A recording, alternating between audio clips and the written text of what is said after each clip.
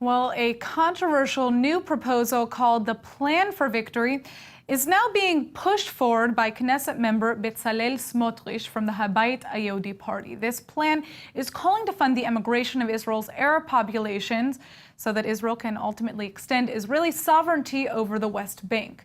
As can be assumed, the plan has caused outrage among many rights groups. And joining us in the studio today to discuss the likelihood of its implementation is Dr. Martin Sherman, the founder and executive director of the Israel Institute for Strategic Studies. Now, thank you so much for coming in. Thank you for inviting me. Let's begin by just give us a quick outline of what the Plan for Victory is. Well, I'm not sure of all the details of Smotrich's plan, but what's important is the principle on which it's based, the principle of funded immigration. Now, this is something I've long advocated myself, and I believe that it's the only principle upon which a strategic policy can be based, which can ensure a long-term survival for Israel. So the idea is to essentially pay Arab Palestinians and also Arab Israelis not necessarily Arab Israelis, but certainly the Arab population in Judea and Samaria.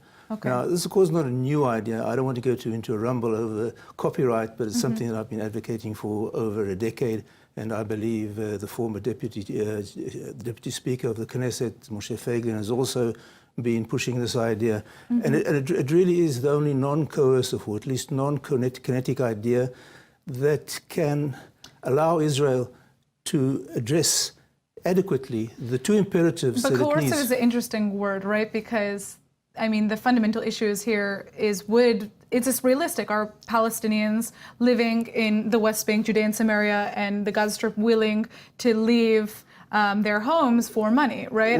Well, you know, if you look at public opinion polls in Gaza, at least half of the population are prepared to say in a public poll that they would like to immigrate permanently, and many Gazans have drowned at sea trying to extricate themselves from the rule of Hamas.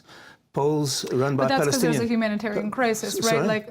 Well, it's a humanitarian crisis because it's a dysfunctional Palestinian rule. And I can't understand why anyone would believe that setting up Palestinian sovereignty in these areas will make the situation better for Palestinians. Because basically, the two-state solution is a code word for setting up yet another homophobic, misogynistic, Muslim-majority tyranny, because there's no reason to believe that it wouldn't be. So here's my question for you. I mean, when we talk about the Israeli government paying money to essentially to these Palestinians living in the West Bank to leave, can they leave to Israel, or is it to any place? How does that work? What is how much money goes in towards doing that? Well, I'm not sure that Smotrich has actually gone into the financial details of it, but according to my calculations, Israel will probably need over a period of a decade and a half, something like 1 year of GDP, which is a lot of money.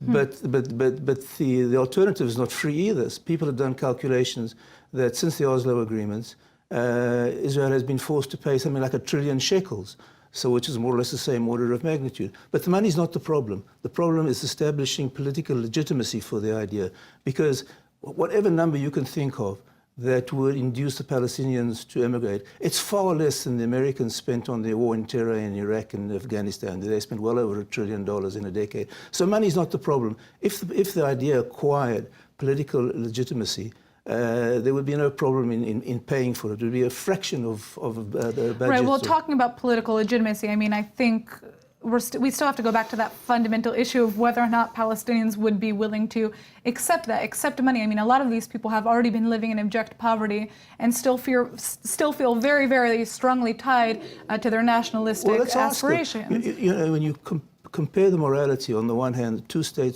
solution morality of setting up yet another homophobic, misogynistic, Muslim-majority tyranny, or offering non-belligerent Palestinians a better life elsewhere, what sounds more enlightened? Because if you look at the kind of regime that's been set up in the Palestinian-controlled areas, it offers them very little hope. I mean, they've been trying to implement a Palestinian self-governing entity for a quarter of a century. I really wonder, is this even something that's realistic, though? Because you still have to convince these people to do that, and not everybody's going to be willing to do that. What I'm suggesting is setting up a system of positive incentives for leaving, which is large-scale financial inducements, and negative disincentives for staying, which means we have to. So what is an example of we it? would have to relate to the Palestinians as a collective, as well, in the way they relate to themselves, not as a prospective peace partner, but as an unrelenting enemy. And you will have to declare over a period of time that there will be a phased withdrawal of services, of water, electricity, postal services, fuel, etc., etc., and to contend with the humanitarian crisis that this might precipitate. You offer non-belligerent Palestinians a very generous sum of money so that they would be welcome immigrants in a whole range of countries. And basically I've had very positive response from a number of sources when I've suggested this plan, because what's the alternative? I mean, how long can you carry on with a two-state solution? Quarter of a century we've been trying it. Yeah, well, but the issue is, again, just that fundamental issue of getting these people to do that, right? Well, I mean, as I say, Palestinian polls show that there's widespread willingness to emigrate, even without tangible benefits being put on the table.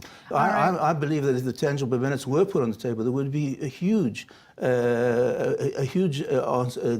acceptance of this of the offer. Why wouldn't they?